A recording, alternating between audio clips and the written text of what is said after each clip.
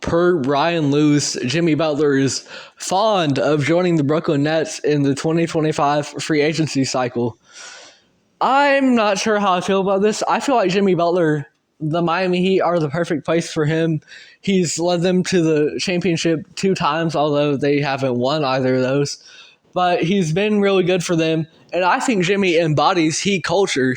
It's all, Heat culture kind of becomes a meme at some points just because, people talk about, well, the Miami Heat, they might be the 8th seed, but watch out for them. And then they go on to maybe not do anything in the playoffs that year. But in general, I think the Miami Heat have cultivated a good culture and just have good work ethic with their players. Everybody's locked in. They're going to do all they can on the defensive end. They're just all in trying to do the best that they can to win games and be a quality team, despite, maybe not having the most talent on paper or having the most esteemed players. A guy like Caleb Martin really shows up and out in the playoffs. And so I think Jimmy Butler is a good example of that as well. His first couple years in Chicago, he might have averaged two points a night, but now he's multiple time All-Star. He's the number one option on that team. And so I think Miami was the perfect spot for Jimmy, and I would love to see him retire as a Miami Heat player because I think he just embodies the culture of that city and the basketball team so well.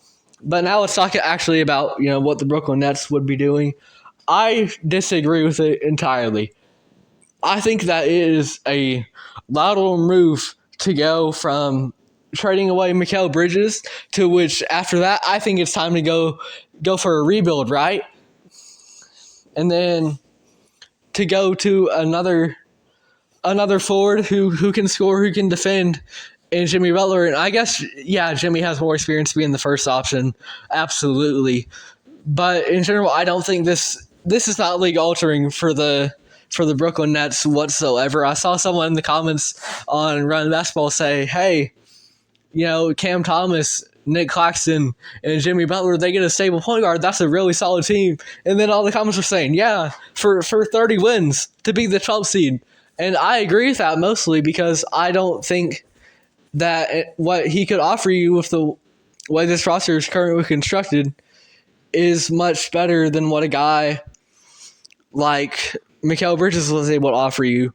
And Jimmy's a better player, sure. Mikal is much more widely accepted and much better as a role player than being the first option, especially compared to Jimmy. He's a much better first option than Mikal could be. But in general, I don't think it moves the needle. So I think the Brooklyn Nets really are better served to rebuild. And honestly, if this came out last year, I would have liked the idea of it a lot more because a lot of people said when the Brooklyn Nets, they had Mikal Bridges, they had everyone on that roster still. The general consensus around the league was that, this is a great team, a great conglomerate of role players. They need a guy that's going to take it to that next level. And Brooklyn still has a lot of good role players, don't get me wrong. But I think Mikal Bridges, as the second option to say a guy like Jimmy, would be so much better served than Jimmy with a guy like Dennis or Cam Thomas. Yeah, Cam Thomas being second option. And then, I think Cam Thomas would be a better third option just because of his inconsistency. So I think Jimmy, the roster would be a better fit for him if it was last year than going into the next free agency offseason.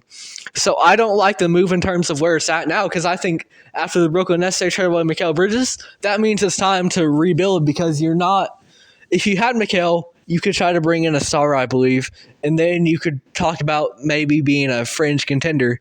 But now without Mikal, I think it's a lot more – questionable, and I think it's just time to go into a full rebuild. I wouldn't like the move for Jimmy Butler, the Miami Heat, or the Brooklyn Nets. If you enjoyed this video, it would be great if you could find it in you to like, subscribe, maybe check out the full podcast on Spotify, follow us on there, follow us on Instagram. I know realistically this podcast isn't going to go anywhere ultimately, whether it's via the segments on YouTube or the entire podcast itself.